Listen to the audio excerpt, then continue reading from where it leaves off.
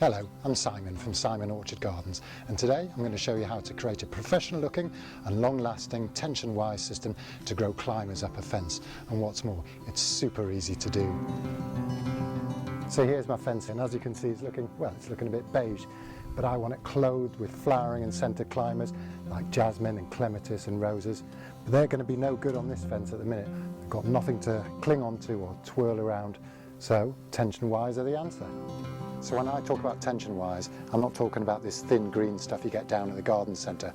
All that's going to do is cut through your precious climber, and as the climber grows and gets a bit thuggish, this is just going to stretch and snap. It's not going to do the job. Don't use it. Now, I bought this kit on the internet, and it included a reel of galvanised wire rope clamps, screw-in vine eyes, and these turnbuckles, and this is how we're going to get the tension on the rope. And the kit even included some handy wire rope cutters for making light work of cutting through that stuff. The whole thing cost about £40, but it did include 100 metres of the rope. Now that's enough to do 3 runs of over 30 metres, way more than I need for this job.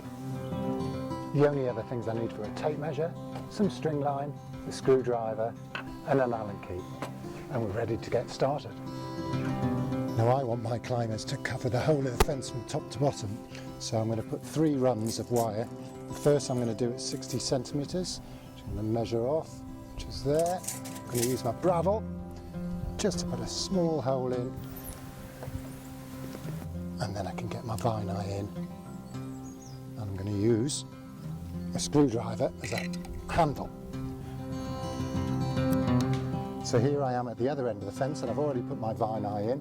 So the tension wire is going to go from this vine eye along to the end. But I also want it to be supported in the centre of the fence. So to make sure I get those central vine eyes in exactly the right position, I'm going to stretch a bit of string from one end to the other, and then I can use the string as a guide to make sure I've got all the other vine eyes at exactly the right height. Now I've attached all my vine eyes along the fence, it's time to put up the wire rope. So all I need is my rope clamp and my wire. Put my wire through the rope clamp, wire through the vine eye, back through the rope clamp. Make it nice and tight. Now all I do is use my Allen key and tighten up. A few turns will do the job. So now I've fixed my wire at one end of the fence, I've threaded it all the way through the vine eyes, and now we're at the end of the fence, and this is where we're going to attach the turnbuckle, and that's going to be used to tension it up, make it nice and tight. But first of all, I've got to loosen it off just by undoing the thread on both sides, all the way.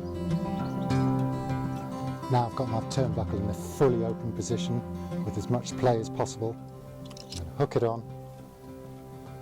I'm going to use the rope clamp again, wire through the rope clamp, wire through the turnbuckle, and take up as much tension as possible,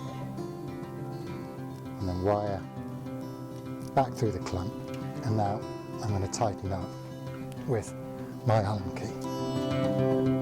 Nice and easy.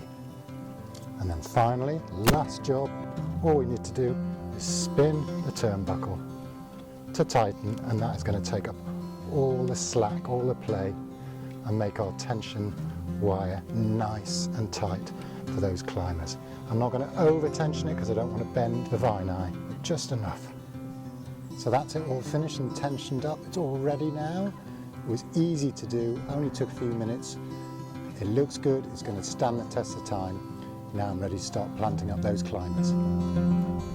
I've now finished attaching my 3 runs of tension wire to my fence, so I'm ready to start planting up.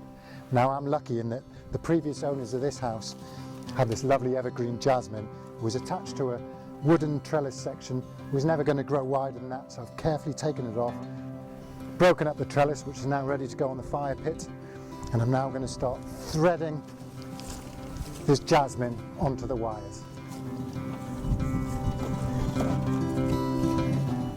So I've finished twirling my evergreen jasmine around this tension wire. It's looking good already, but in a couple of months' time it's going to really start romping away along this fence section and completely cover it. That's all for now.